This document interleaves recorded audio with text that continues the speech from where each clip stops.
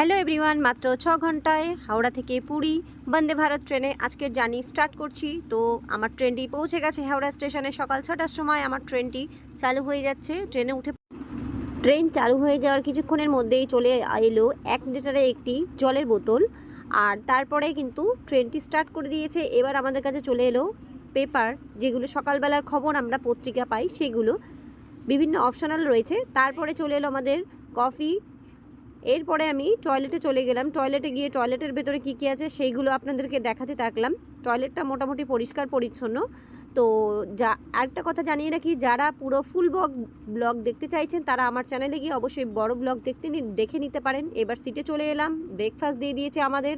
ব্রেকফাস্টের মধ্যে কী কী আছে চলুন দেখে নিই। তো প্রথমে ব্রেকফাস্টের মধ্যে ব্রাউন ব্রেড রয়েছে, তারপরে আছে একটি কেক, এরপরে আছে বাটারের পরে রয়েছে একটি কেচাপ, আর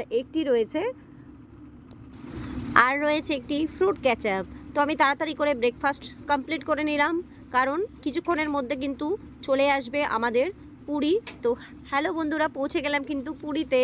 তো মোটামুটি ওভারঅল জার্নিটা আমার খুব সুন্দর ছিল। যারা হাওড়া থেকে পুরী কম সময়ের মধ্যে যেতে চাইছেন তারা কিন্তু অবশ্যই বন্দে ভারত ট্রেনটি প্রেফার করতে পারেন।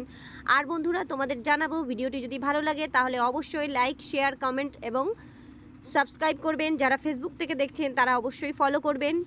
তো আরেকটি ইম্পর্টেন্ট কথা, এর ভাড়া, সিসির ভাড়া 1245 টাকা আর ইসির ভাড়া 2415 টাকা। ভালো লাগলে